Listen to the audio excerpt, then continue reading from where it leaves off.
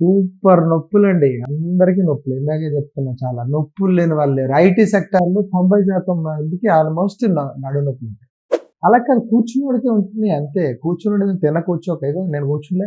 ఒకటి లేపుకొని, ఒకటి ఫోల్డ్ చేసుకొని, మెత్తన సోఫాలుంటాయి. అడ్డదిడ్డంగా కూర్చుంటాం. కూర్చునే విధానం తెలుసా మనకి? ఒక శివాజీ మహారాజు ఎలా కూర్చుంటాడో గంభీరంగా కూర్చుంటాడు. ఒక నరసింహస్వామి ఎలా కూర్చుంటే ఒక మంత్రం. అయ్యప్ప స్వామి ఎలా కూర్చుంటాడు? తీరుంది. ఆసనం ఈజ్ వెరీ ఇంపార్టెంట్. ఎందుకు నడుము నొప్పులొచ్చింది? ఆపరేషన్ కోసమా? లేకపోతే మందులు తినడానికా? కాదు గదా! సో, నొప్పి వచ్చింది అంటే మీరు సిస్టమ్ కరెక్ట్‌గా కూర్చోలేదు. ఆ నడుములు 2 క్లియర్‌గా సీట్ ఆనాలి. ఎంత సకలాముఖం వేసుకొని కూర్చుంటారో, ఒక పద్మాసనం ఏస్తారు, వజ్రాసనం ఊరికే తయారు చేయలే. ఏదో టైమ్ పాస్ కూర్చునేది కాదు. ఈ రోజుల్లో చైర్సే టైమ్ పాస్ అయిపోయినాయి. సుఖాని కోసం కూర్చుంటున్నాం. చూడండి ఎంత మంచిగా చెక్క చైర్‌లేసుకున్నాం. కింద వరకు నడుము ఫ్రీ ఉంటది. ఊరికే నడుము నొప్పులు తగ్గమంటే ఏం దొరుకుతాయి? దానికోసం ఆపరేషన్ చేయాలా? థెరపీస్ చేయాలా? అవసరమైతే జేయాలి. కానీ చిన్నవే గదా! ఏం యోగా చేయడానికి ఏమైంది? వయసుంది గదండీ! ఇప్పుడేం పరిగెట్టమన్నానా? బరువులెత్తమన్నానా? అసలు మనం బరువులెత్తే సిస్టమ్ కాదు. మనం చాలా సిస్టమేటిక్‌గా పెరిగిన బాడీ.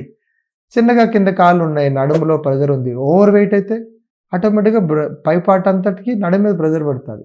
సో, ఇలాంటివన్నీ ఆలోచించకుండా ఒక ధనురాసన్, భుజంగాసన్, శలభాసన్ ఇంకా ఇన్ని చక్రాసన్ అబ్బా! ఇవన్నీ ఉన్నాయి గదా! వీటన్నిటిని ఆసనాస్ బావుంటాయి. ఉష్ట్రాసనం ఏయండి. మంచి బాడీ బ్యాక్ బోన్ అంతా నీట్‌గా ఉంటది. ఆసనాస్ ఎప్పుడు గూడా మనకేం చేస్తాయి అలైన్‌మెంట్ ప్రాపర్‌గా చేస్తుంటాయి.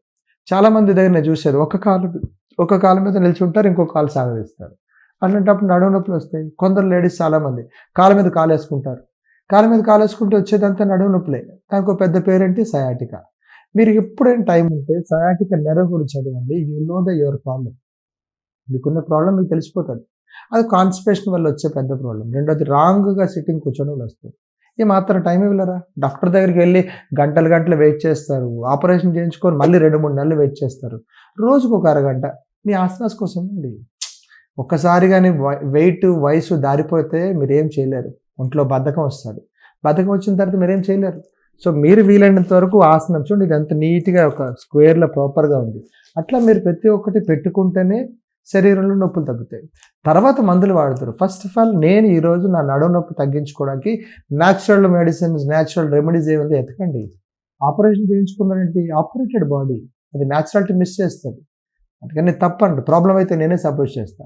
ఇనీషియల్‌గా తగ్గుముఖం ఉండాలి అంటే చిన్నగా మసాజ్ చేయించుకోండి. ఏమైనా మర్మ పాయింట్స్ ఉంటే మర్మ పాయింట్స్‌ని తెలుసుకోండి. చిన్నపాటి మసాజ్ చేయించుకొని చిన్న చిన్న ఆసనాస్ చేయండి. ఐటీ సెక్టార్ చాలా మంచిది. ఐటీ సెక్టార్‌లో ఇంకా డెవలప్‌మెంట్ కావాలంటే నొప్పులు తగ్గించుకునే మార్గాలు ఇవన్నీ ఉన్నాయి. ఇంకా తెలుసుకుంటారని కోరుకుంటున్నాను. నమస్కారం.